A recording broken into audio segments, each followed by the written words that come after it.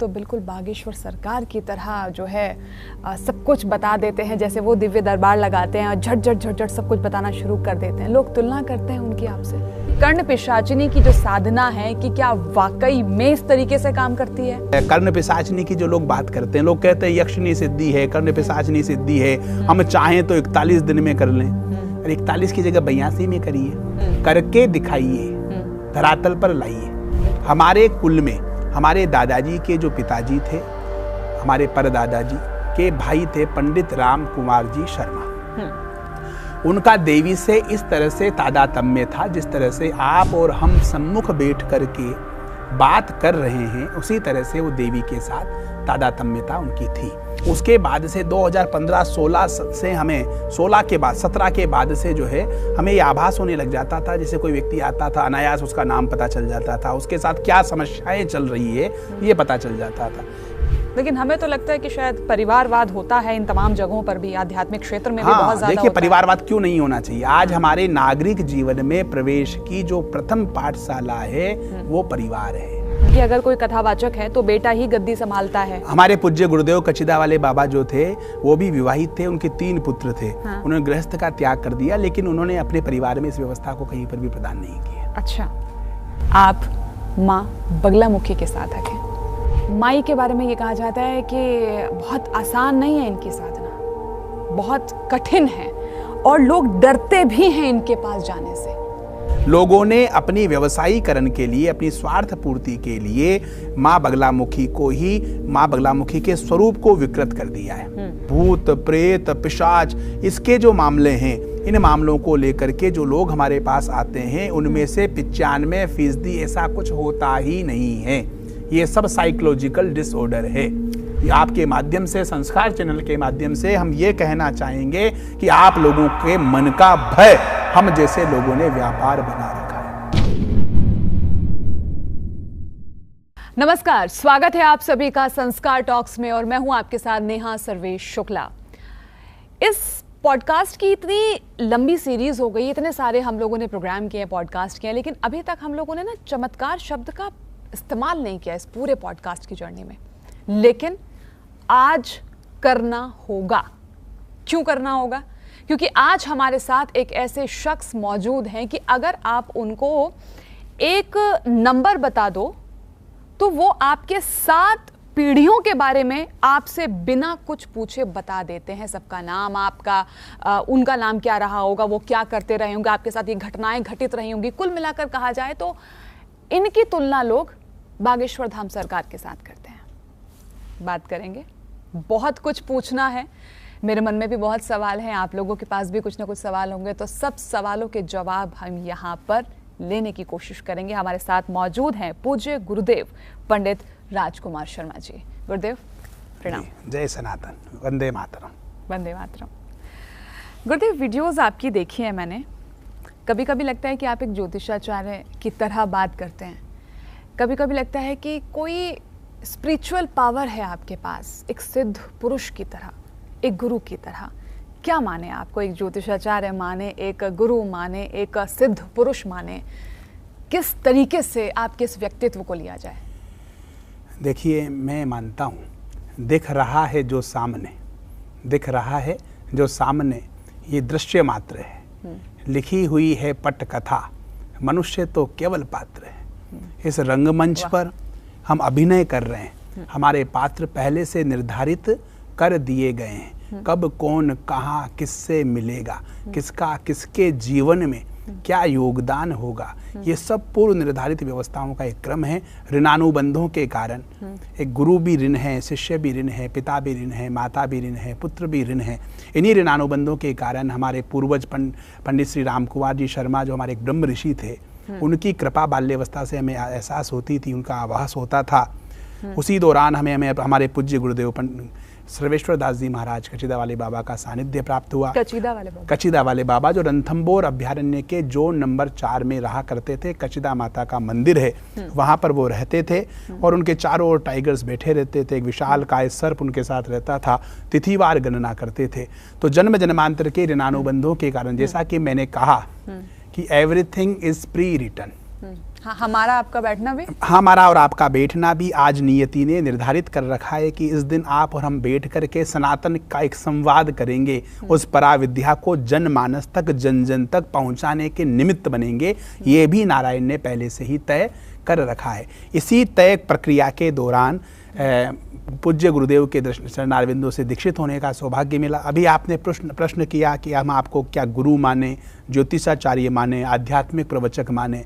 हम अपने आप को कुछ नहीं मानते हैं, हम तो केवल ये मानते हैं कि जो कुछ भी है गुरु कृपा केवलम, ये उन गुरुजनों की कृपा का परिणाम है। हमारे ऋषियों की, वेदों की, सनातन के जो सार्वभौमिक और सार्वकालिक सिद्धांत हैं, उन सिद्धांतों को उन गुरुदेव के चरणारविंदों की कृपा से, माई की कृपा से हम एक उनके सेवक हैं, एक उनके शिष्य हैं। उस कसौटी पर भी हम खरे उतर पा रहे हैं, नहीं उतर पा रहे हैं, ये भी हम नहीं कह सकते। हम कोई गुरु नहीं, हम कोई आध्यात्मिक विचारक नहीं, हम कोई ज्योतिषाचार्य नहीं, बस हम एक सनातन की सेवा करने वाले, राष्ट्र निर्माण में राष्ट्र को से प्रेम करने वाले और हमारे माँ भारती को परम वैभव तक पहुंचाने का जो लक्ष्य परम पूज्य गुरुदेव ने लिया था, उनकी द्वारा लकीर जो खींची गई, उनके द्वारा जो दिशा निर्देश हमें दिए गए, उन दिशा निर्देशों पर चलने वाले एक साधारण से आम इंसान है।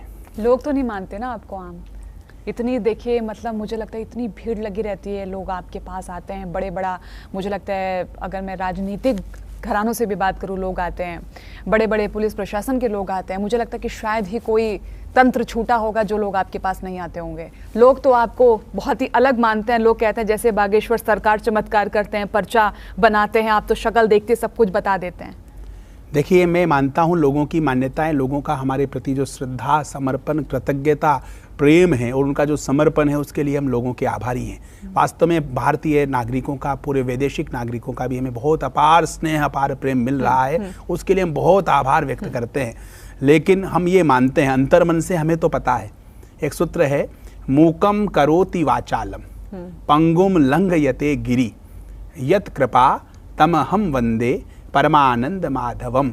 जब उसकी कृपा हो जाती है, उस नारायण की कृपा हो जाती है, तो गूंगा भी बोलने लग जाता है, लंगड़ा भी बड़े बड़े गिरी शिखरों को पार कर जाता है। तो ये केवल कृपा साध्य व्यवस्था है। ये जो व्यवस्थाएं आप देख रहे हैं, जिसके कारण चमत्कृत होकर के लोग हमें गुरु की संज्ञा दे रहे हैं, आध्यात्मिक विचारक की संज्ञा दे रहे हैं, या अन्य अनेक जो है उपमाएं दे करके हमें सुशोभित करने का प्रयास कर रहे हैं, इन सब के पीछे केवल और केवल शुद्ध कृपा है।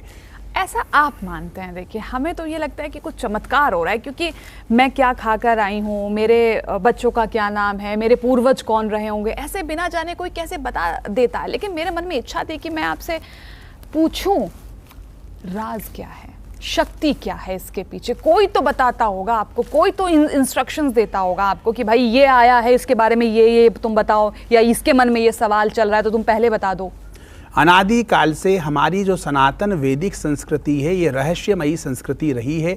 विज्ञान भी इस सनातन वैदिक संस्कृति के रहस्यों को, अनसुलझे जो रहस्य हैं, उनको सुलझाने में अपने आप को जो है उसने हाथ खड़े कर दिए, परास्त महसूस करता है। विज्ञान जब तक किसी व्यवस्था को तर्क के आधार पर, कसौटी के आधार पर नहीं कसता है, तब तक वो मानता नहीं। लेकिन हमारा जो पराविज्ञान है, ये पराविज्ञान सूक्ष्म जगत की व्यवस्थाओं से चलता है। दो व्यवस्था है, एक शरीर है ये स्थूल शरीर, ये जो शरीर हमें दिखाई दे रहा है, इसे हम पंचभौतिक शरीर से कहेंगे। क्षति जल पावक गगन समीरा पंच रचत अति अधम शरीरा। ये जो अधम शरीर है, पंच तत्वों से निर्मित है। जब इससे हम मुक्त होते हैं तो एक सूक्ष्म जगत की व्यवस्था है। तो दो व्यवस्था हो गई, एक स्थूल जगत की व्यवस्था हो गई और दूसरी व्यवस्था हो गई सूक्ष्म जगत की व्यवस्थाएं। इस ब्रह्मांड में अनेकानेक व्यवस्थाएं, सूक्ष्म जगत में अनेकानेक ऋषि मुनि संत महंत दिव्यात्माएं आज भी सूक्ष्म जगत में विद्यमान हैं। वो करती, उनको अनेकानेक पारमार्थिक कार्य करवाने होते हैं, ईश्वरीय कार्य करवाने होते हैं, लेकिन वो इस स्थूल शरीर के बिना वो भी अधूरी हैं। अगर उन्हें कोई ईश्वरीय कार्य, पारमार्थिक कार्य करवाना है तो उनको किसी स्थूल शरीर की आवश्यकता पड़ती है। वो चुनाव करते हैं, फिर वो क्या करते हैं, हमारे हाथ में कुछ नहीं, वो पात्र व्यक्ति का चयन करते हैं। अच्छा, वो क्या करते हैं, पात्रता विकसित करते हैं, पात्र व्यक्ति का चयन करते हैं। जैसे जैसे हमारी पात्रता में वृद्धि होती जाती है वैसे वैसे उनकी कृपा हमारे ऊपर होती जाती है और उस कृपा के माध्यम से वो ऐसी व्यवस्थाएं प्रदान करते हैं जिससे कि आम जनमानस बहुत ज़्यादा चमत्कृत हो जाता है। उस ऐसी व्यवस्था को देख करके वो दांतों तले उंगली दबा लेता है। और ये सारी जो उपमाएं दी जा रही हैं वो उपमाओं का मूल कारण वो सूक्ष्म जगत की व्यवस्था, हमारे ऋषियों की परंपरा, हमारी सार्वभौमिक और सार्वकालिक सनातन वैदिक संस्कृति के जो गौरवान्वित जो व्यवस्थाएं हैं वो हैं। अंदर की बात नहीं बता रहे हैं अभी आप? नहीं, यही अंदर की बात है। नहीं, देखिए सुनिए अभी इतने सारे हम भी जो है देखते हैं यूट्यूब पर और भी काफ़ी सारे बाबा हैं। देखिए सबसे बड़ी बात तो ये है कि ये जो पर्चा वाला सिस्टम है ना, ये अब इतना ज़्यादा देखने के लिए मिल रहा है हम लोगों को कि हम देखते हैं कि इस तरीके से लोग बता देते हैं, अच्छा तुम्हारा तो ये आया, तुम इस प्रश्न के लिए आए हो, तुम्हें ये परेशानी है। बट यहाँ पर ये जो चीज़ें निकल के आ रही हैं, जो कर्ण पिशाचिनी की साधना कि वो आती है, बताती है कान में, फिर आप बताते हैं आगे से, तो ये थोड़ा सा मैं इसको समझना चाहूँगी कि ये कर्ण पिशाचिनी की जो साधना है कि क्या वाकई में इस तरीके से काम करती है? जिन खोजा तिन पाइया, गहरे पानी पेट, मैं बपुरा बूढ़न डरा, रहा किनारे कहावत है, बहुत याद है रहा आपको? किनारे बैठ। हाँ। कहावत के माध्यम से जनमानस में ये बात देना चाहते हैं, जो लोग किनारे पर बैठ करके, जिन लोगों ने समुद्र में गोता नहीं लगाया, जिन्होंने पुरुषार्थ का आश्रय नहीं लिया, जिन्होंने वेदों का, शास्त्रों का, ग्रंथों का आश्रय नहीं लिया, जो अनैतिक मार्ग से चल रहे हैं, जब उनको इस तरह की विलक्षणताएं घटित होती हुई दिखाई देती हैं और वो उन चीज़ों को प्राप्त नहीं कर पाते हैं, तो एक कहावत है, खिसियानी बिल्ली खंबा नोचे।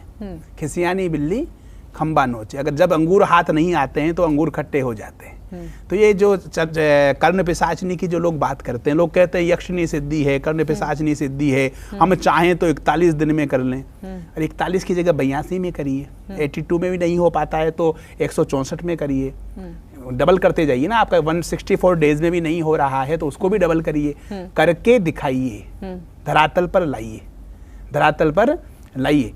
तो ये जो कर्ण पिशाचिनी संबंधी जो लोग बातें करते हैं, निरर्थक करते हैं। ये शुद्ध और शुद्ध केवल कृपा साध्य व्यवस्था है, हमारे वेदों की, शास्त्रों की, ग्रंथों की, ऋषियों की, मुनियों की और हमारी सार्वभौमिक सनातन वैदिक संस्कृति के जो सूत्र जो अनादिकाल से चले आ रहे हैं उनकी कृपा का परिणाम है। अच्छा, चलिए आपकी बात कर लेते हैं। आपको ये कृपा की अनुभूति कब हुई? ये जो एक आम लड़का था, आम बच्चा था, वो खास कैसे बन गया? हम देखिए, लोग आज ये कह रहे हैं, हमारे चिकित्सक ये कहते हैं कि हमारा जो है जिस थायराइड, डायबिटीज़, ये जो जेनेटिक होता है, वंशानुगत, अगर आपके किसी दादाजी को अगर थायराइड है, आपके दादाजी को जो है डायबिटीज़ है, तो आप मान के चलिए कि आपको भी अवेयर कर दिया जाता है कि आप भी अपनी खान पान में, आहार विहार में रखिए, सावधानी रखिए, आपको हो सकती है। जब चिकित्सा विज्ञान यह मानता है कि डायबिटीज, थायराइड आदि जो है वंशानुगत हो सकते हैं, तो मेधा, प्रज्ञा, विलक्षणता, कुशलता, दक्षता, ज्ञान, वैराग्य, तपस्या, क्या ये इन चीज़ों का स्थानांतरण भी नहीं हो सकता? हमारे कुल में हमारे दादाजी के जो पिताजी थे, हमारे परदादाजी के भाई थे पंडित राम कुमार जी शर्मा। उनका देवी से इस तरह से तादात्म्य था, जिस तरह से आप और हम सम्मुख बैठ करके बात कर रहे हैं, उसी तरह से वो देवी के साथ तादात्म्यता उनकी थी। आपके हमारे जो दादाजी थे, उनके भाई, दादाजी के पिताजी के भाई, अर्थात हमारे परदादा के भाई, वो अविवाहित थे, ब्रह्मचारी थे। और उनका भगवती के साथ इस तरह का तादात्म्य था। अब उनकी कुल परंपरा में जन्म लेने के कारण बाल्य अवस्था से ही हमें इस तरह की दिव्य अनुभूतियों का अनुभव होता था। बचपन से, बाल्य अवस्था से ही इन चीजों का आभास। कैसी अनुभूतियां होती थी आपको? बाल्य अवस्था से ही जैसे हमें कुछ भविष्य में घटित होने वाली कुछ घटनाओं के बारे में पूर्वानुमान हो जाया करता था। घर में कुछ बताया कभी आपने? हाँ, घर में हमने कई बातें, हम जो कहते थे, कुछ भी कहते थे, कुछ भी, किसी के बारे में कुछ कह दिया, चलते हुए किसी के बारे में कुछ कह दिया, वो सत्य हो जाएगा। याद है कुछ आपको बातें, एग्जाम्पल? अब हम अपने मुंह से तो क्या बताएं? नहीं, आप ही से तो सुनना चाहते हैं ना, हम इसीलिए तो पॉडकास्ट कर रहे हैं बैठ के। नहीं, लेकिन ये कैसे बताएं कि हमने ऐसा किसी को कहा, ये दावा करना, प्रमाण देना ठीक नहीं है। तो प्रमाण तो, इत्र तो स्वयं महकता नहीं है, तो उसकी खुशबू बाहर से आती है। इत्र ये कहता नहीं है कि मुझ में जल है। तो ऐसा हमें लगता था, ऐसा हमें आभास होता था, हम कहते थे, वो चीज़ें सत्य हो जाया करती थी। माता पिता अभिभावक हमें कहते थे कि ये पता नहीं जो कहता है हो जाता है। तो ऐसे करते करते करते करते विद्यार्थी जीवन में भी ऐसा रहा। अध्यात्म के प्रति जो झुकाव था, ईश्वरीय व्यवस्थाओं के प्रति जो झुकाव था, भगवती के प्रति, माई के प्रति जो निष्ठा थी, वो प्रारंभ से ही हमारे अंदर स्वतः ही आने लग गई। भगवती के प्रति, भगवती की साधना हम शुरू से करने लग गए, देवी के चतुर्थ अध्याय का पाठ करने लग गए, बड़े रोमांचित महसूस होते थे। तो उस व्यवस्था से चलते गए। कालांतर में जाकर के ये व्यवस्था हमारे साथ जुड़ी हुई थी। लेकिन जैसे लोग कहते हैं, किसी तत्वज्ञ महापुरुष के पास आप जाते हैं, उस तत्वज्ञ महापुरुष से जाकर के पूछते हैं, तो वो हमारे मिलन की जो तय है, वो ऐसा नहीं करते कि आप अक्टूबर में हमसे मिले थे, 2 महीने मिलने हुए। वो जन्म जन्मांतर से हमारी क्या व्यवस्था उनके साथ जुड़ी हुई है। हम पूज्य गुरुदेव से मिले तो उनको हमारी इस प्रारब्ध जनित व्यवस्था का भान हो गया। उन्होंने, गुरु क्या करते हैं, गुरु हमें सही दिशा दे देते हैं। उन्होंने हमें दीक्षित करके इस व्यवस्था को दीक्षा प्रदान की और इस व्यवस्था को दिशा प्रदान। अच्छा, वो समझ गए कि सही बालक मेरे पास आया, सही बालक है, कोई पूर्व जन्म का इनका व्यवस्था इनके साथ जुड़ी हुई है। हमें इसका मार्जन करके इनको सही दिशा देनी है। अगर हमें दिशा सही मिल जाती, दृष्टि बदलती है, तो सृष्टि बदल जाती है। हमारा दृष्टिकोण बदलता है, हमारा दिशा बदल जाती है, तो जीवन रूपरेखा बदल जाती है। गुरुदेव का मिलना, उनसे दीक्षित होना और दीक्षित होकर के इन व्यवस्थाओं से जुड़ करके आगे बढ़ते रहे और बढ़ते जो उनके पद चिन्हों पर जो उन्होंने सिद्धांत स्थापित किए थे, उन सिद्धांतों को लेकर के आज हम सनातन राष्ट्र का निर्माण करना और भारत माँ भारती को परम वैभव तक पहुँचाने का एक लक्ष्य लेकर के चल रहे हैं। अच्छा, पॉडकास्ट शुरू करने से पहले आप और हम बात करें, तब आप बता रहे थे कि गुरुदेव की आज्ञा नहीं थी, इसीलिए आपने कुछ भी सोशल मीडिया पर नहीं डाला था। क्योंकि अब आप कुछ वीडियोस डालने लगे हैं, लोग आ रहे हैं आपके पास, आप उनको बताते हैं, तो वो हम लोग देखते हैं। बट आप ये बता रहे हैं कि ये आप कई सालों से कर रहे हैं, तब तक गुरुदेव की आज्ञा नहीं थी। 2008 में प्रथम बार मैं गुरुदेव से मिला, 2010 में उनसे दीक्षित हुआ, माँ बगलामुखी से उन्होंने दीक्षा दी। दीक्षा के बाद 2 वर्ष का उनका समय सानिध्य हमें मिला भौतिक जीवन में। आज भी उन्हीं का सानिध्य हमें मिल रहा है। 2 वर्ष का सानिध्य मिला। उसके बाद से 2015-16 से हमें 16 के बाद 17 के बाद से जो है हमें ये आभास होने लग जाता था, जैसे कोई व्यक्ति आता था, अनायास उसका नाम पता चल जाता था, उसके साथ क्या समस्याएं चल रही है ये पता चल जाता था। लेकिन हमारी जो परंपरा रही, हम गुरु आज्ञा के बिना कुछ नहीं करते थे।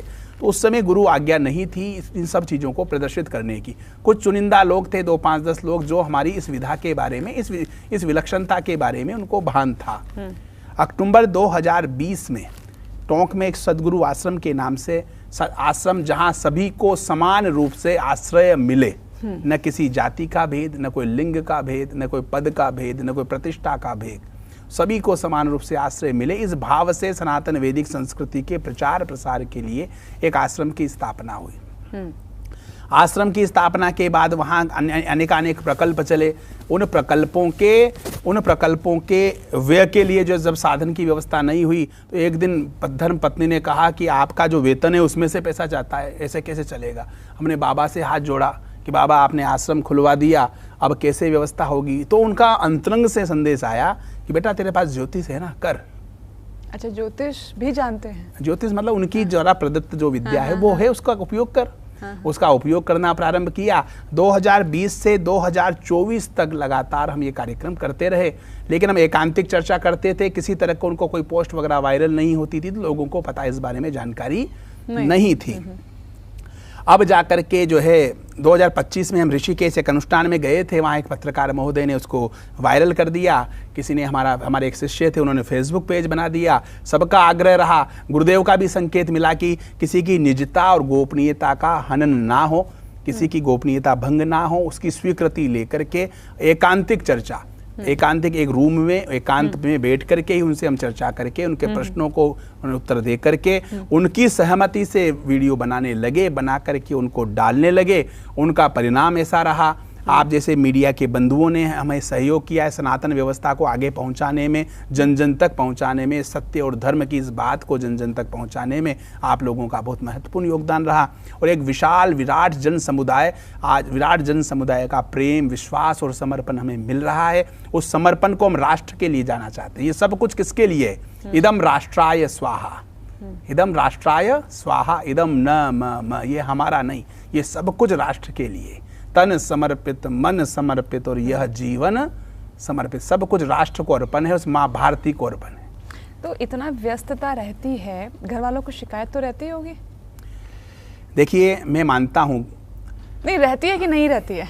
आप, मैं सवाल पूछती हूँ, आप सही से उत्तर नहीं देते हैं। घर वालों को शिकायत तो रहती ही है, लेकिन उनका मुझे बहुत सहयोग मिलता है, हमारी धर्मपत्नी का बहुत सहयोग मिलता है, बच्चों का, माता पिता का हमें खूब आशीर्वाद मिलता है। वो लोग हमारे किसी भी कार्य में कभी कोई बाधा नहीं बनते, वो लोग हमें मोटिवेट करते हैं। फिर भी हम जो हमें शेष समय मिलता है उसमें हम पूरा मतलब अपने गृहस्थ के दायित्वों का भी पूरा निर्वहन करने का प्रयास करते हैं। बच्चे भी बहुत ज्यादा बड़े नहीं हैं अभी आपके? बच्चे बड़े नहीं हैं, बच्चों के साथ खेलना कूदना मौज मस्ती करना बिल्कुल वैसे ही करते हैं जैसा एक गृहस्थ सामान्य गृहस्थ करता है, वैसे ही करते हैं, और करना भी चाहिए। हम कोई विशेष तो है नहीं, हम तो सामान्य एक आम नागरिक हैं। अच्छा, मतलब क्योंकि 2 बच्चे हैं आपके, तो ये सवाल तो बनता ही है, लोग भी पूछना ही चाहते होंगे कि क्या आपने भी ये सोचा है कि इस गद्दी को आगे बढ़ाया जाए? नहीं। देखिए, पारमार्थिक जो व्यवस्थाएं हैं ये स्वतंत्र है। हाँ। पारमार्थिक व्यवस्थाएं स्वतंत्र है, वो किसका चयन करती है ये उनके ऊपर निर्भर करता है। अच्छा। ये हम उनके अधीन हैं, वो हमारे अधीन नहीं है, हम उनके अधीन हैं, उन व्यवस्थाओं के अधीन हम हैं, वो व्यवस्थाएं हमारे अधीन नहीं है। उनकी इच्छा, वो जिस पर कृपा करना चाहें, जिसको देना चाहें, उनकी इच्छा। लेकिन इच्छा परिवार पर ही क्यों हो, मतलब परिवार पर आकर ही क्यों खत्म हो जाती है? क्योंकि हम देखते हैं ना, देखिए स्पिरिचुअल चैनल में हम हैं, हम भी देखते हैं कि अगर कोई कथावाचक है तो बेटा ही गद्दी संभालता है। हमारे पूज्य गुरुदेव कचिदा वाले बाबा जो थे वो भी विवाहित थे, उनके 3 पुत्र थे। हाँ। उन्होंने गृहस्थ का त्याग कर दिया, लेकिन उन्होंने अपने परिवार में इस व्यवस्था को कहीं पर भी प्रदान नहीं किया। अच्छा। तो ये जो प्रश्न आपका किया, हाँ। वो प्रश्न, वो आध्यात्मिक व्यवस्था किसका चयन करना चाहती है, वो बंधन में नहीं है। लेकिन हमें तो लगता है कि शायद परिवारवाद होता है इन तमाम जगहों पर भी, आध्यात्मिक क्षेत्र में भी हाँ, बहुत ज्यादा देखिए, परिवारवाद क्यों नहीं होना चाहिए? आज हमारे नागरिक जीवन में प्रवेश की जो प्रथम पाठशाला है वो परिवार है। नागरिक जीवन में प्रवेश की प्रथम पाठशाला क्या है? परिवार। आज हमारी जो पारिवारिक इकाइयां हैं वो बेहद कमजोर हो गई हैं। मानते हैं आप? बिल्कुल मानते हैं। हमारी जो भारतीय सनातन वैदिक संस्कृति का जो सबसे मजबूत पहलू था वो हमारे संयुक्त परिवार प्रथा थी। आज वो संयुक्त परिवार की प्रथाएं एकल परिवार पर आ गई हैं। चाचा चाची, मामा मामी, मौसा मौसी, बुआ फूफा, ये सारे रिश्ते समाप्त होते चले जा रहे हैं। माता पिता, अभिभावकों और बच्चों के मध्य में संवादहीनता आ गई है, कम्युनिकेशन गैप आ गया है। कम्युनिकेशन गैप आ गया है। हमारे जिस बालक ने बाल्यावस्था से अपने चाचा चाची के चरण स्पर्श किए हैं, जिस बालक ने बाल्यावस्था से अपने चाचा चाची का सम्मान किया है, उनके आने पर कुर्सी से खड़ा हुआ है, अभिवादन किया है, वो बालक कभी भी आगे जा करके अपने चाचा की गिरबान नहीं पकड़ सकता। लेकिन हो रहा है ना महाराज जी, ये क्यों हो रहा है? क्योंकि हमारी पारिवारिक इकाइयों को हमने कमजोर कर दिया है। इसके लिए कोई हमारे देश के प्रधानमंत्री या किसी राज्य के मुख्यमंत्री या सरकारें जिम्मेदार नहीं है। इसके लिए हमारा परिवार स्वयं जिम्मेदार है। हमारी पारिवारिक इकाइयां जब खंडित हुई है तब से हमें इन चीजों का देखने को मिला है। हमारे संस्कार कहते थे, अभिवादनशीलस्य नित्यम वृद्धोपसेविनः चत्वारि तस्य वर्धन्ते आयुर्विद्या यशो बलम। आयु, विद्या और यश और बल की प्राप्ति किसको होती थी? जो अभिवादनशील होता था। तो हमारी जो पारिवारिक इकाइयां हैं, इन पारिवारिक इकाइयों को हमें समृद्ध बनाना पड़ेगा, सशक्त बनाना पड़ेगा, हमें बचपन को प्रबुद्ध करना पड़ेगा। लेकिन आदमी करेगा कैसे ना? देखिए, महंगाई इतनी ज़्यादा हो गई है, लोगों के अंदर पेशेंस लेवल ख़त्म हो गया, एक साथ रहना नहीं चाहते हैं, शादी हुई नहीं है कि बच्चे 1 हफ्ते के बाद ही अलग रहने की बात करते हैं कि मम्मी पापा मैनेज नहीं हो पा रही हैं चीज़ें। उसका कारण क्या है? हमने हमारी जो चली आ रही पारिवारिक परंपराओं का खंडन कर दिया है, इसके कारण से ऐसा हो रहा है। अब उदाहरण के लिए मैं कुछ चीज़ों को आपको कुछ नेपथ्य में आज से 40 या 50 वर्ष पहले लेकर के जाता हूँ। हमारे शास्त्रों में कहा कि कन्या जब रजस्वला हो जाए तब उसका विवाह कर दीजिए, अर्थात 16 वर्ष की आयु में। इसका मतलब कदापि कोई भी ना ले मीडिया बंधु कि हम कोई जल्दी विवाह के पक्षधर हैं। हम एक पक्ष को आज से परंपराएं जो परंपराएं चली आ रही है उनका आज के तत्कालीन परंपराओं का वर्तमान परिवेश में उन दोनों का तुलनात्मक एक शाखा आपके सामने प्रस्तुत कर रहे हैं। कल ऐसा हो जाए कि गुरुजी ऐसी बातें कर रहे हैं, नारी शक्ति का वो कर रहे हैं, बड़ी दिक्कत हो जाए, बड़ा समस्या है। तो हम उस व्यवस्था को, हम तो मातृशक्ति के सदैव उपासक रहे हैं, है, उसके भी विषय में बात करेंगे। तो कन्या जब रजस्वला हो जाए तब उसका विवाह कर दो, ऐसा था। 16 वर्ष की आयु में तत्कालीन समय में विवाह कर दिया गया। 16 वर्ष की आयु में विवाह किया, 17-18 वर्ष की आयु में जो है उनके संतान हो गई। जो संतान हुई वो संतान अपने पिता को पिता नहीं बोलती थी, पापा नहीं बोलती थी। वो पापा किसको बोलती थी? दादा को। और पिता को क्या बोलती थी? भैया। उस समय तत्कालीन समय में भी वो जो दादा ग्रैंडफादर थे वो ही उनके परिवार की सारी व्यवस्थाओं का संचालन करते थे। कोई किसी तरह का कोई दबाव उनके ऊपर नहीं होता था।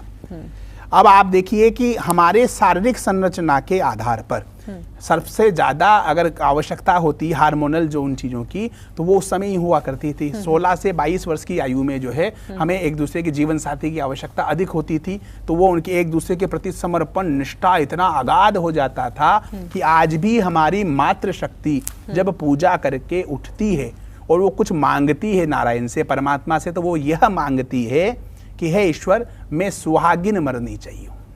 हे ईश्वर, मैं सुहागिन मरनी चाहिए। ये लाइन नहीं है मैं सुहागिन मरनी चाहिए, ये कोई लाइन नहीं है। हमारी सनातन वैदिक संस्कृति का एक मतलब अद्भुत व्याख्या है। मातृशक्ति के प्रति अद्भुत समर्पण है। कोई व्यक्ति कैसे सोच सकता है कि मेरी मृत्यु मेरे पति से पहले हो, चाहे वो 21 वर्ष में हो, 22 वर्ष में हो या 100 वर्ष में हो। हमारी मातृशक्ति इसीलिए वंदनीय कही, यत्र नार्यस्तु पूज्यन्ते रमन्ते तत्र देवता। अभी भामाशाह में तो अब जाकर के हमने महिलाओं को मातृशक्ति को मुखिया बनाया है।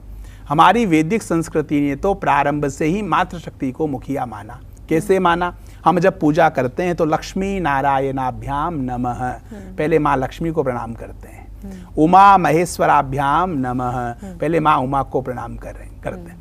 सीता रामचंद्राय नमः, पहले माँ सीता को प्रणाम करते हैं। राधा कृष्णाय नमः, पहले माँ राधा को प्रणाम करते हैं। सची पुरंदराभ्याम नमः, वाणी हिरण्यगर्भाभ्याम नमः। तो हमने प्रारंभ से ही मातृशक्ति का वंदन अभिनंदन किया है। और मातृशक्ति हमारी गरिमा से जुड़ी हुई व्यवस्था है, हमारा आत्मसम्मान से जुड़ी हुई व्यवस्था है और हमारे लिए सदैव वंदनीय रही है। किसी भी घर को घर और घर को स्वर्ग बनाने का अगर दायित्व है तो हमारी मातृशक्ति की वजह से ही है। मातृशक्ति ही किसी भी मकान को घर बनाती है और घर को स्वर्ग बनाती है। अनादिकाल से चीजें चली आ रही। अब आपने 18 वर्ष की आयु में उनके बालक हो गई, 4 संतानें हो गई। 4 संतानें हो गई। जब उन 40 वर्ष का युवा हुआ उसके 4 संतानें 20-20, 21-21 वर्ष की हो गई। उनका जब विवाह किया जाता था तो विवाह में जो पिता होते थे वो पिता नहीं लगते थे, पिता लगते थे उनके भाई, भ्राता। जैसे पिता क्या होते थे? भ्राता लगते थे। विवाह के बाद उनके पोते पोती हो जाते थे। सोने की सीढ़ी का एक प्रकल्प होता था कि हम सोने की सीढ़ी चढ़ गए। आज हम खुद की सीढ़ी नहीं चढ़ पा रहे हैं। सोने की सीढ़ी की कल्पना कैसे करेंगे? पिता का रोल इतना कठोर माना जाता था, चाहे वो कितना ही सरल हो, लेकिन पिता की भूमिका इतनी कठोर कर दी जाती थी कि पिता छोटी सी गलती होती थी पुत्र को डांटता था। पुत्र को जैसे ही नाराज होने लगता था तो चाचा आ जाता था। चाचा आकर के बोलते थे कि बेटा तेरे पिताजी तो मेरे को भी डांटते हैं। चाचा भतीजे मित्र होते थे, मामा भांजे मित्र होते थे। किसी तरह का कोई डिप्रेशन नहीं, कोई तनाव नहीं, कोई आत्महत्या की प्रवृत्ति नहीं। हम जैसे लोग जिस कालखंड में हम लोग बड़े हुए हैं उस कालखंड का व्यक्ति, कोई व्यक्ति आत्महत्या नहीं कर सकता। बिल्कुल सही, क्योंकि हमें इतना रफ, इतना रवा किया गया है हमारे माता पिता के द्वारा। हाँ। इतना कूट कूट के रवा किया गया है। जैसे हमारी पिटाई होती थी तो हमारे 2 भाई थे, तो माँ होती है क्योंकि माँ इस संसार में सबसे ज्यादा प्यार करती है। क्यों? और जब वो खाना खाती है तो खिलाती है तो सबसे ज्यादा मारती भी वही है, क्योंकि माँ तो हमसे प्यार करती है। तो 2 भाई हमारी पिटाई को देख करके वो रोने लग जाते थे, क्योंकि वो जानते थे कि जितना भैया को मारा है उतना हमें भी अगला नंबर अपना ही है, नहीं उतना ही मारेगी। तो ये जो व्यवस्थाएं थी हमें इतना मजबूत बना दिया गया था मनोवैज्ञानिक तरीके से। हमारे पास अपने भावों को अभिव्यक्त करने के लिए चाचा चाची, मामा मामी, मौसा मौसी, भुआ फूफा, इस तरह की अनेक व्यवस्थाएं होती थी जहां हम अपनी फ्रस्ट्रेशन को, संवेदनाओं को निकाल सकते थे, जिन कंधों पर सिर रख करके हम रो सकते थे। बिल्कुल सही बात है। अब आज हम मातृशक्ति हमारी कहती है कि गुरुजी आपने कह दिया, उस समय की तुलना आप कर रहे हैं, आप कह रहे हैं जल्दी विवाह कर देते, फिर हमारी आज़ादी का क्या रहेगा? हम क्या शिक्षा का अधिकार नहीं है? शिक्षा का अधिकार कैसे नहीं है? हमारी मातृशक्ति से युवाओं से हम कहना चाहते हैं कि 22-23 वर्ष में विवाह करिए। उसके बाद आप जब विवाह करने जा रहे हैं, आपके पिताजी से कहिए कि आप हमारे ससुर जी से बात करिए कि हमारी बच्ची विदेश में जाकर के शिक्षा अर्जित करेगी, इस शर्त पे विवाह करेंगे, आप करवाएंगे कि नहीं करवाएंगे? आज के इस कालखंड में जब विज्ञान ने, प्रौद्योगिकी ने इतनी प्रगति की है, तो वो आपके जो ससुर जी हैं वो बिल्कुल लिख करके देंगे सहर्ष कि मैं बिल्कुल इसकी पूरी शिक्षा दीक्षा में व्यर्थ कराऊंगा। कहाँ हम आपके पंख काट रहे हैं, आप जाइए, जा करके जल्दी विवाह करके अपनी शिक्षा भी अर्जित करिए, कीर्तिमान स्थापित करिए, हमारे देश का नाम पूरा गौरवान्वित करिए।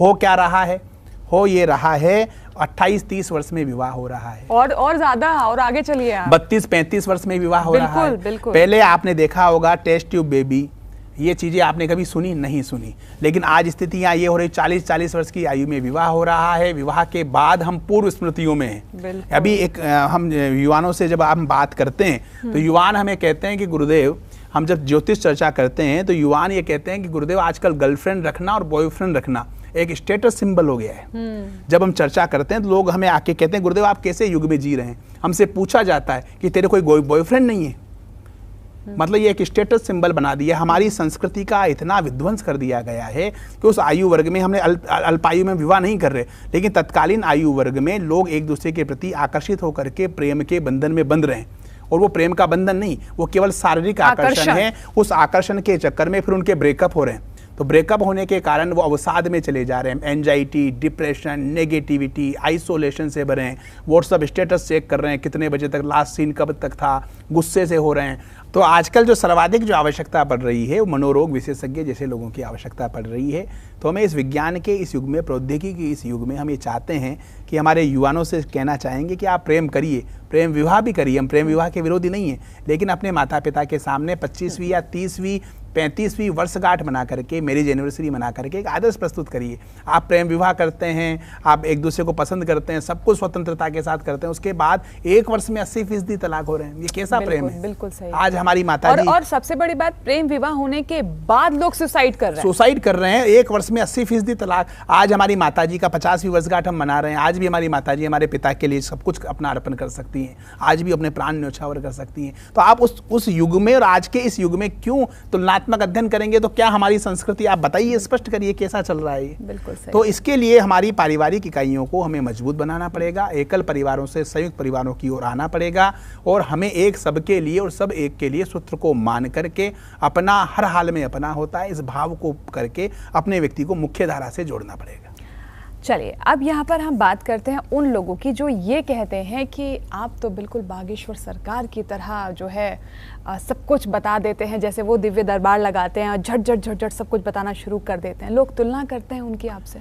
देखिए, हम किसी से तुलना अपनी तुलना नहीं करते हैं। बागेश्वर सरकार सुनते तो होंगे आप ये बातें हम सुनते हैं, लेकिन हम इसमें इस तुलनात्मक व्यवस्था में बिल्कुल भी विश्वास नहीं करते हैं। बागेश्वर सरकार एक 26 साल के युवा ने आकर के एक ऐसी जन क्रांति की व्यवस्था इस देश में लागू की। हमारी सनातन वैदिक संस्कृति को विश्व पटल पर स्थापित करने के लिए उन्होंने अपना सब कुछ न्योछावर कर दिया।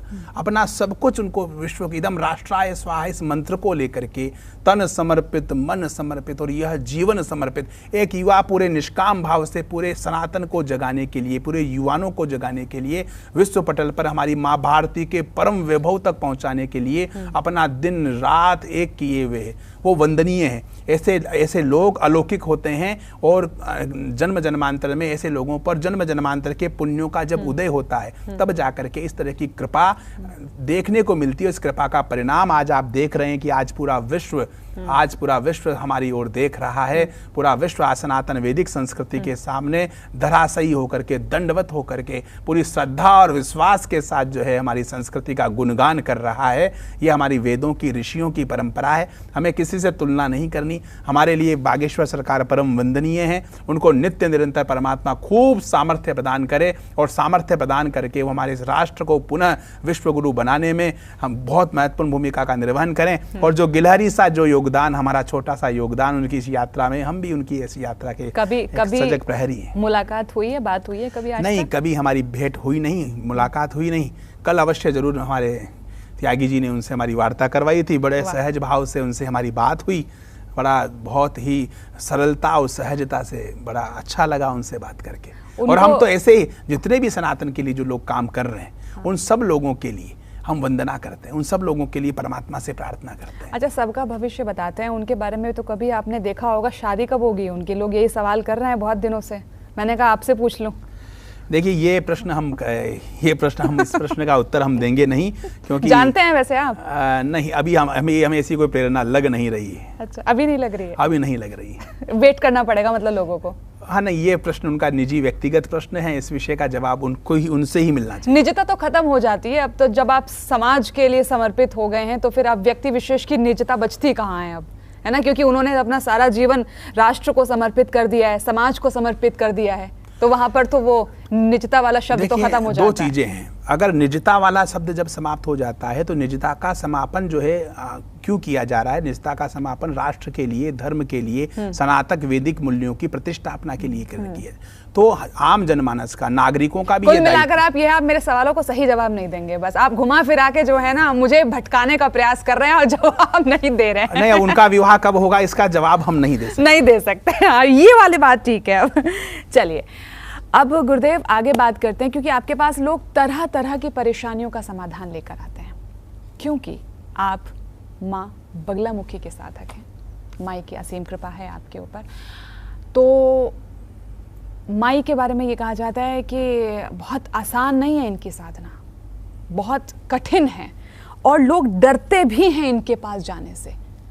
कैसे जाएं? क्योंकि शत्रुओं का विनाश, तंत्र मंत्र की काट करने वाली, क्योंकि ये जो शब्द है ना थोड़ा से डराते हैं ये आम इंसानों को।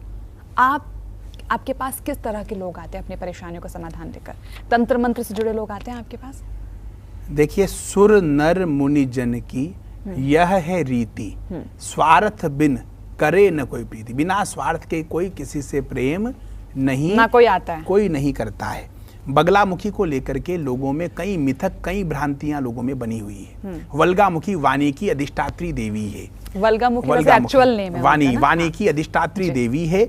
10 महाविद्याओं में 8वीं महाविद्या है। अनंत कोटि ब्रह्मांड नायिका, ब्रह्मास्त्र महाविद्या, साम्राज्य लक्ष्मी, काम मोक्षेक प्रदान, काम और मोक्ष प्रदान करने वाली महाविद्या है। लोगों ने अपनी व्यवसायीकरण के लिए, अपनी स्वार्थ पूर्ति के लिए माँ बगलामुखी के स्वरूप को विकृत कर दिया है। पूत कपूत सुने बहु तेरे, पर माँ न सुनी कुमाता। पुत्र कुपुत्र हो सकता है लेकिन माँ कभी कुमाता नहीं हो सकती। जिस माँ की गोद में बैठने से बच्चा भयभीत हो वो माँ हो ही नहीं सकती। जो डराए वो धर्म हो ही नहीं सकता। जो भयभीत करे वो धर्म हो ही नहीं सकता। जो भय से मुक्त करे वो धर्म। तो लोगों ने क्या है इस संसार में, आप देख, जो तंत्र मंत्र, यंत्र, भूत प्रेत, पिशाच, इसके जो मामले हैं, इन मामलों को लेकर के जो लोग हमारे पास आते हैं उनमें से 95% ऐसा कुछ होता ही नहीं है। ये सब साइकोलॉजिकल डिसऑर्डर है। साइकोलॉजिकल कैसे हो सकता है? लोग तो इतने सालों से परेशान होते हैं। कोई परेशानी नहीं, आप उनको जो है इलेक्ट्रिक शॉट लगवाइए, फिर बताइए उनके अगर आता है किसी के अंदर भूत प्रेत आता है, आप इलेक्ट्रिक शॉट रखिए किसी भी आश्रम पे। हम तो सोच रहे हैं ऐसा ही करेंगे, किसी एक चिकित्सक को। आप तो बाबा बागेश्वर पे भी सवाल खड़ा कर रहे हैं, वो देखिए दिव्य दरबार लगाते हैं, और ये जो नहीं, हम उन पर कोई सवाल खड़ा नहीं, कितने सारे लोग उसमें झूमते रहते हैं, हम तो देखते हैं ना वीडियोस में। भारत की आबादी कितनी है? हमने 90% कहा है, 10% छोड़ा है। अच्छा, तो वो 10% वहाँ पहुंच रहे हैं ना, और उनका उपचार भी हो रहा है। अच्छा। इसलिए हम उन पर वो तो कर रहे हैं जो ठीक कर रहे हैं, हम उन पे कोई प्रश्न खड़ा नहीं कर रहे, लेकिन 90% की हम बात कर रहे हैं। हमने 10% आपके इस प्रश्न, हमें पता था कि आपका ये प्रश्न आएगा, वो 10% आपके इस प्रश्न के उत्तर के लिए पहले ही छोड़ा है, क्योंकि 100% कह देते तो बड़ी दिक्कत हो जाती।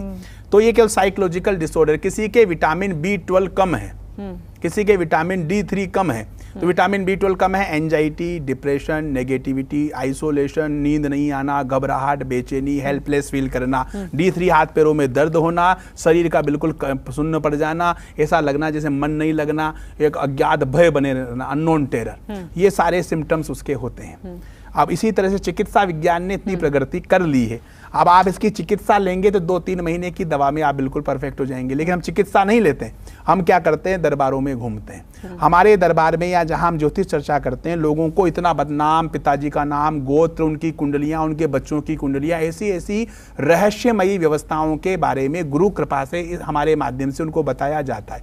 इतना सब चमत्कार प्रदर्शन करने के बाद भी लोगों को यह मनवाना कि आपके ऊपर किसी ने कुछ भी नहीं किया है, इस बात को लोगों को मनवाने के लिए हमें एडी से लेकर के चोटी तक का जोर लगाना पड़ता है। बाहर जाकर के लोग कहते हैं कि मम्मा गुरुजी से मिली मैं, लेकिन गुरुजी ने सब बता दिया, ऐसे कोई गुरुजी हो ही नहीं सकते, इतना बता दिया मम्मा, जो अपने को पता नहीं वो बता दिया।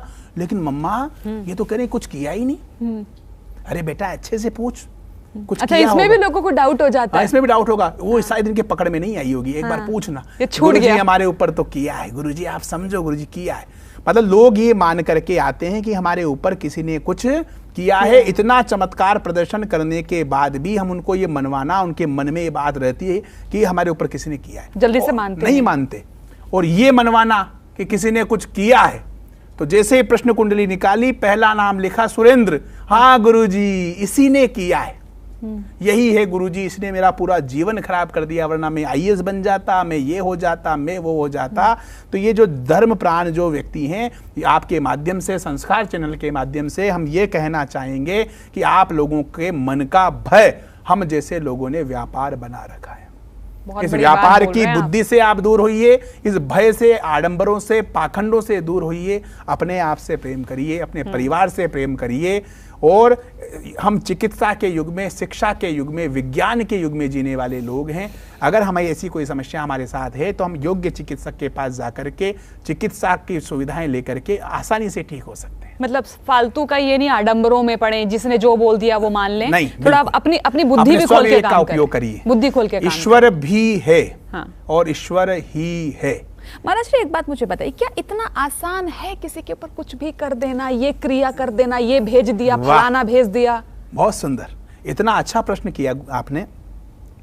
अगर कोई मारन करने में, लोग कहते हैं कि गुरुजी हमारे ऊपर किसी ने मारन प्रयोग करके हमारे चाचा जी का देहावसान कर दिया, हमारे उनका देहावसान कर दिया। आज इस संस्कार के माध्यम से हम ये कह रहे हैं कि मारन क्रिया करने में अगर कोई भारत में कोई ऐसा व्यक्ति अपने आप को विशेषज्ञ मानता हूं कि मैं मारन का विशेषज्ञ हूं, तो हम उसको सादर आमंत्रित करते हैं। उसके लिए भी प्रकल्प है, उसका भी हम सम्मान करवाएंगे, उसके भी हम चरण स्पर्श करवाएंगे कि भौतिक व्यवस्था के अलावा किसी पारमार्थिक व्यवस्था के माध्यम से आप इस जीव को शरीर भाव से मुक्त कर सकते हो। तो आइए, आपका स्वागत है। हमसे ज्यादा भीड़ उन लोगों के लगेगी।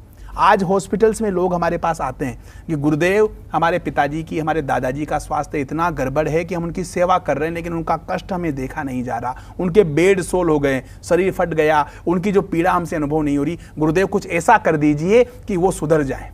तो अगर कोई मारन करने में भारत में कोई ऐसा व्यक्ति है जो कहता है कि मैं मारन स्पेशलिस्ट हूं, मैं मंत्रों के द्वारा या कोई तंत्र ऐसा करा करके व्यक्ति के प्राण ले सकता हूं, तो अब आप इस संस्कार के मंच से हम उसको सादर आमंत्रण देते हैं। हम उसको माला पहनवाएंगे, उसको गुलदस्ता भेंट करवाएंगे, दक्षिणा भी दिलवाएंगे, लोग चरण स्पर्श करेंगे। ऐसे कई लोग ऐसे हैं जो आज भी चिकित्सा की चिकित्साओं में जाकर के वर्षों से 6-6, 7-7, 8-8 महीने से मरण शैया पर पड़े हुए हैं। उनके परिजन हमसे कहते हैं गुरुदेव ऐसा कोई उपाय करिए ताकि शरीर भाव से मुक्त हो जाए। अगर कोई ऐसी वैदिक परंपरा, ऐसी क्रिया आपके पास है जो आपको शरीर भाव से मुक्त करने में सहायक है, तो आइए। जब ऐसा आह्वान आप करेंगे तो एक भी व्यक्ति नहीं आएगा, क्योंकि ऐसा है ही नहीं। मतलब सभी फालतू की बातें होती हैं। बताइए, अगर हम तो आज आप संस्कार ने जो है भारत में संस्कारोदय, संस्कार चैनल ने संस्कारोदय का जन जन तक, घर घर तक वैदिक परंपराओं के प्रतिष्ठापन का एक कार्य किया है। तो इस संस्कार चैनल के माध्यम से ही हम ये आह्वान कर रहे हैं, ऐसा कोई व्यक्ति हो तो आए। ऐसे लोग भी हैं जिनको ऐसी आवश्यकता है, वो आपका अभिवादन करेंगे। उनको लगेगा कि हमारे परिजन जो बहुत ज़्यादा असहनीय पीड़ा में थे, इन्होंने उस वैदिक क्रियाओं के माध्यम से उनको प्राणों को परम तत्व में लीन करवा दिया, वो आपके प्रति कृतज्ञ रहेंगे। लेकिन ये केवल और केवल एक भय का वातावरण बना हुआ है, इस भय का व्यापार बन गया है। चलो, अगर हम मारण की क्रिया को साइड में रख देते हैं तो बाकी जो भूत हैं, प्रेत हैं, पिशाच हैं, कि किसी के शरीर में कोई आ गया, वो बात कर रहा है, वो खेल रहा है, और ये आप मेहंदीपुर बालाजी ले लीजिए ना, दूर क्यों जा रहे हैं आप?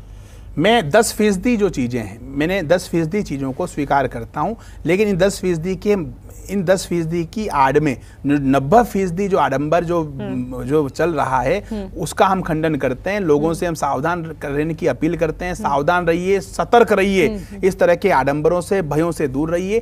10% अगर ऐसी कोई समस्याएं हैं, आज बागेश्वर सरकार है, मेहंदीपुर बालाजी का आपने नाम लिया, कई ऐसे दरबार हैं जहां पर निष्काम भाव से निःशुल्क आपकी चिकित्सा की जाती है, पारमार्थिक चिकित्सा भी की जाती है, वहां जाइए। लेकिन इसके मतलब ये नहीं है कि आप हर व्यक्ति ये मान ले कि मेरे ऊपर किसी ने कुछ कर दिया। एक व्यक्ति आए, आकर के हमें कहा, इंजीनियर थे, आकर के कहा गुरुजी मेरे तो पैरों से चढ़ाई नहीं जाता है और मेरे को किसी ने बांध दिए पैरों को। अच्छा। हमने कहा कि भैया एमवे का जो विटामिन B3 जो है, अब एमवे बोल दिया, इसका प्रचार नहीं कर रहे हम।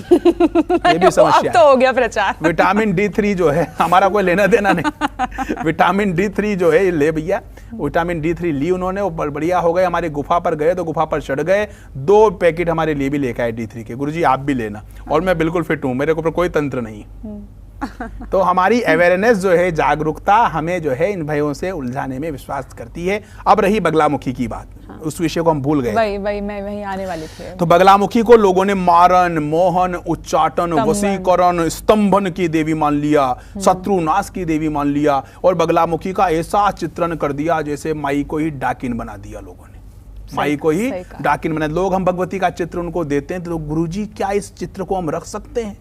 मैंने कहा नहीं रख सकते। सवाल आते हैं? हाँ, पूछते हैं। आप कम से कम 10,000 घरों में आज के हम माने इस मूर्ख के माध्यम से अपनी प्रतिष्ठा करवाई, वहाँ पूजा हो रही है, तो क्या गुरुजी हम इसको रख सकते हैं? एक हम अनुष्ठान करने गए, वहाँ लिख दिया प्रवेश निषेध। मैंने कहा इसको हटाइए। गुरुजी बगलामुखी की पूजा है। मैंने कहा क्या हुआ? माँ है, माँ की पूजा करने में क्या बुराई है? माँ ने अगर स्वर्ण के आभूषण भी धारण कर रखे हों और बहुत रत्न जड़ित अगर वस्त्र भी धारण कर रखे हों, उसका बच्चा पीड़ा में हो और वो बिष्टा में भी हो, तो भी माँ उसको गले से लगाती है। वो ये भी नहीं देखती है कि मैंने क्या वस्त्र धारण कर रखे। इस संसार में अगर सबसे बड़ी ताकत है तो वो है माँ। हमारे वास्तविक जो शत्रु हैं वो हमारे पड़ोसी, हमारे सहकर्मी, हमारे साथ काम करने वाले लोग नहीं है। हमारे वास्तविक शत्रु काम, क्रोध, मद, लोभ, ईर्ष्या, द्वेष, अहंकार, बुद्धि की अल्पता, रोग, ऋण, निष्क्रियता, कुसंग आदि हैं, जो हमारे पारिवारिक, सामाजिक, आर्थिक, राजनीतिक, व्यावसायिक उत्तरदायित्वों के निर्वहन में बाधक हैं। माँ आप इनको इतना सहज, इतना सरल बना दीजिए ताकि हम अपने उत्तरदायित्वों का निर्वहन करते हुए पारमार्थिक कार्यों के, ईश्वरीय कार्यों के निमित्त बन सके। हमारी संस्कृति कहती है शत्रु बुद्धि विनाशाय दीपक ज्योति नमोस्तुभ्यम। शत्रु का नाश नहीं करना, शत्रु का जो शत्रुता का जो भाव है उसको मित्रता के भाव में परिवर्तित कर देना है। अगर इससे बड़ा क्या आपका मारण हो सकता है? इससे बड़ा क्या व्यवस्था हो सकती है कि एक शत्रु जो आपका विरोधाभास करने वाला व्यक्ति आपका गुणगान करने लग जाए, आपका फॉलोवर बनने लग जाए, तो इससे ज्यादा क्या? माँ ने भी तो क्या किया ना, देखिए उसी राक्षस की जिह्वा ही तो पकड़ी माँ ने। जिह्वा पकड़ी, और जो वास्तव में दंड के अधिकारी है उनको दंड भी देना चाहिए। सटे साट्यम समाज में आज इस तरह से आकृतियां बना बना करके यूं करके हवन किए जा रहे हैं। ऐसी ऐसी भयंकर आकृतियां बना करके यूट्यूब पर डाली जा रही है, उससे एक भयावह वातावरण बन गया है। 1500 2,000 रुपए में आप हवन कर रहे हैं शत्रु नाश के लिए। अब आप देखिए कि आप यहाँ हवन कर रहे हैं, आपके सामने जिसके लिए आप हवन कर रहे हैं वो भी सामने बैठ करके हवन कर रहा है। आपका संकल्प क्या है कि इसका नाश होना चाहिए, वो आपका नाश करेगा। आप बताइए ये क्या परंपरा? हमारी सनातन वैदिक संस्कृति जो चींटी भी पैर के नीचे आ जाती है तो उसका भी हम प्रायश्चित संकल्प करने वाले लोग, हम क्या किसी के मारण की कल्पना कर सकते हैं? क्या वैदिक व्यवस्थाएं इसलिए हैं? बगलामुखी जो है हमारी कुंडली जागरण की महाविद्या है। हमारी मेधा को, प्रज्ञा को, विलक्षणता को, कुशलता को, दक्षता को ऊर्ध्वगामी बना करके हमारे कर्तव्य कर्मों को करने की हमें कुशलता प्रदान करने वाली, दक्षता प्रदान करने वाली महाविद्या है। ब्रह्मास्त्र है, जिसके पास ब्रह्मास्त्र हो, ईश्वर भी है और ईश्वर ही है, ये 2 लाइन्स है। इस भी से ही तक जाना ही अध्यात्म है। अगर आपको विश्वास अपनी माई पर है तो कोई आपको ताबीज पहनने की जरूरत नहीं, किसी भी तरह के किसी आवरण की आवश्यकता नहीं। अगर आपने उस ईश्वरीय सत्ता को धारण कर रखा है, आपका एकात्मा दृढ़ निश्चय, दृढ़ विश्वास है, तो फिर आपको कहीं जाने की आवश्यकता आएगा कैसे महाराज श्री? ये तो बड़ी मुश्किल विडंबना है ना कि हम ईश्वर को सुनते जरूर है लेकिन उसकी मानते नहीं है। उसका गुणगान हम करते रहेंगे लेकिन उसको महसूस नहीं करते हैं। नहीं, उसको महसूस करने के लिए मैंने अभी पहले भी कहा कि हमें पारिवारिक इकाइयों को मजबूत करना पड़ेगा, हमारे अभिभावकों को सशक्त होना पड़ेगा, बाल्य अवस्था से ही हमें इन चीज़ों के लिए अभ्यस्त करना पड़ेगा, हमारे विश्वास की पराकाष्ठा करनी पड़ेगी। सनातन के जो लोग हैं, हम जैसे लोग हैं, बागेश्वर सरकार जैसे लोग, आज जो पहल चल रही है, इन पहलों से आज युवाओं के हृदय में परिवर्तन हुआ है। युवाओं का हृदय सनातन की ओर जुड़ा है, उस ईश्वरीय पराशक्ता पर, उस सुपर नेचुरल पावर पर उनको विश्वास होने लगा है। अच्छा महाराज जी, फिर भी देखिए ना आज के टाइम पे लोग, जैसे कि होता है ना कि कोई आगे बढ़ रहा है तो ये बात तो आपको माननी पड़ेगी कि लोग खुश नहीं होते हैं। मानते हैं ना आप इस वाली बात को? तो कि आप अगर आपके पास अच्छा घर हो जाता है, आपके पास अच्छी पैसा हो जाता है, पोजीशन हो जाती है, तो लोग खुश नहीं होते हैं। लोग ऐसे में आपको क्या लगता है कि माँ बगलामुखी की साधना सही है लोगों के लिए करना? नहीं, लोग आपसे खुश नहीं हैं इसलिए नहीं करना। हाँ। हमें जो है हमारे कर्तव्य कर्मों, दो चीजें हैं, एक कर्तव्य है और एक अधिकार है, एक ड्यूटीज है और एक राइट्स है। हमें क्या करना चाहिए ये हमें करना है, लोगों को क्या करना चाहिए वो उनका काम। हमें अपने अधिकारों के लिए, हम अधिकारों के लिए लड़ रहे हैं और कर्तव्यों का पालन नहीं करें। पुत्र का कर्तव्य क्या है उसको वो करना चाहिए, पिता का कर्तव्य क्या है उसको वो करना चाहिए। अब पिता पुत्र कर रहा है या नहीं कर रहा है उससे उसको लेना देना नहीं। अब लोग हमें हमारी उन्नति को देख करके खुश नहीं है, ये उनका दायित्व है। हमारा दायित्व यह है, शास्त्रों में जो लिखा हुआ है, जो कर्तव्य पालन हम ईमानदारी से करें।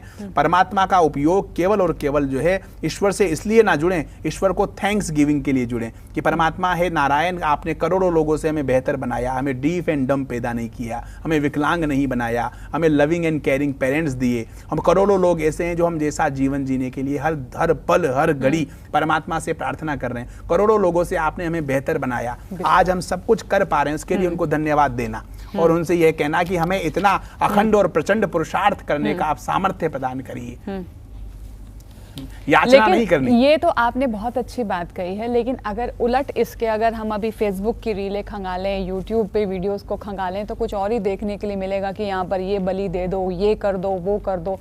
तो आपको नहीं लगता है कि हमारा सनातन ही कहीं ना कहीं हमारे इस धर्म में रोड़ा अटका रहा है, लोगों के मन में डर पैदा कर रहा है? हमारा सनातन नहीं, हमारा सनातन तो कहता है कि अकर्तव्यम नेव कर्तव्य प्राण त्यागे अपि संस्थिते न च कृत्यम परित्याज्य एषः धर्मः सनातन। जो नहीं, अकर्तव्यम नेव कर्तव्य, जो नहीं करना चाहिए वो प्राण चले जाएं तो भी नहीं करना चाहिए, जो नहीं करना चाहिए वो प्राण चले जाएं तो भी नहीं करना। अकर्तव्यम नेव कर्तव्य प्राण त्यागे अपि संस्थिते न च कृत्यम परित्याज्य, और जो करना चाहिए उसका त्याग, किसी चाहे हमारे प्राण चल जाएं तो भी उसको करना चाहिए। एषः धर्म सनातन, ये सनातन धर्म है। अब तो उल्टा, तो हमारा जो धर्म है, ये जो आप बता रही हैं कि फेसबुक के जो आप भी देखते होंगे, मैं क्या हम देख रहे हैं, तो ये सनातन की हमारे शास्त्र अनुसार नहीं है। हाँ। ये शास्त्र परंपरा का निर्वहन नहीं है। पंडित राजकुमार शर्मा अगर आप कोई बात कह रहा है तो उसके अनुयायी हम शास्त्रों से हैं, उस बात का मिलान आप शास्त्रों से करिए। जिस तरह से हमारा देश संविधान से चलता है उसी तरह से हमारा सनातन धर्म शास्त्रों से चलता है। पंडित राजकुमार शर्मा किसी मंच पर बैठ करके कोई बात कह रहा है तो आप उसका शास्त्र मर्यादा में देखिए, अगर वो शास्त्र सम्मत है तो आप उसका पालन करिए, अगर शास्त्रों के विरोध में है तो आप पंडित राजकुमार शर्मा कितना भी कहे मत पालन करिए। पंडित राजकुमार शर्मा सनातन नहीं है, हमारे शास्त्र, हमारे वेद, हमारे ऋषियों की वाणी, वैदिक परंपराएं जो वो देके गए हैं। लेकिन धर्म को परिभाषित करने वाले, सनातन को परिभाषित करने वाले तो आप ही लोग हैं ना। हम तो आप लोगों से ही सीखेंगे और हमें लगेगा जो आप लोग कह रहे हैं वो ठीक कह रहे हैं। नहीं तो आपको योग्य व्यक्ति का चयन करना होगा। वो कैसे होगा ना? योग्य व्यक्ति का चयन आप जब अब हमें तो ये लगता है कि व्यूज आ रहे हैं वीडियोस पे 2 मिलियन 3 मिलियन, तो अच्छे योग्य व्यक्ति हैं तभी लोग देख रहे हैं, कभी इतने अच्छे व्यूज आ रहे हैं। देखिए, व्यूज वाले जो लोग हैं, जब हमारा कोई परिजन आईसीयू में एडमिट होता है तो वहाँ व्यूज वाले लोग नहीं आते।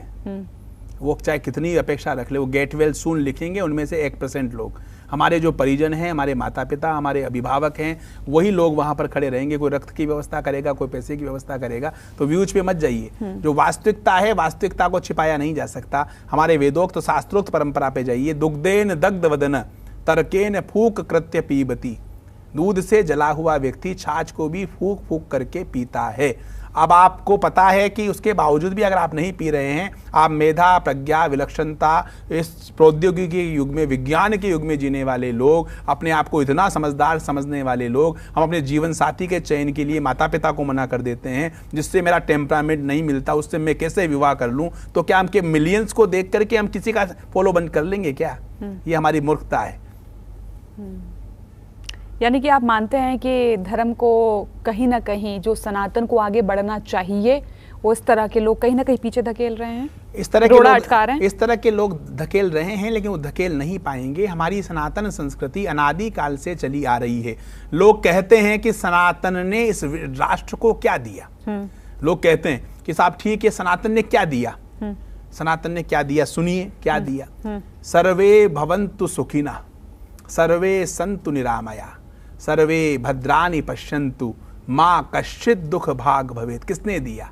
सनातन ने दिया। यहाँ सर्वे में केवल हिंदू भवन्तु सुखिनः की बात नहीं की, सर्वे भवन्तु, सर्वे का मतलब सभी, चाहे हिंदू हो, मुस्लिम हो, क्रिश्चियन हो या कोई भी हो। उन्होंने ये नहीं लिखा कि हिंदू भवन्तु सुखिनः, सर्वे भवन्तु सुखिनः आत्मवत् सर्वभूतेषु अयम निजः परो वेति गणना लघु चेतसाम उदार चरिता नाम तु वसुधैव कुटुंबकम। पूरे विश्व को परिवार किसने दिया? ये सनातन ने दिया, ये सनातन ने दिया। संगच्छध्वम संवदध्वम संवो मनांसी जानताम। किसने दिया? एक साथ चलें, एक साथ उठे, एक सबके लिए, सब एक के लिए। ये सूत्र किसने दिया? सनातन ने दिया।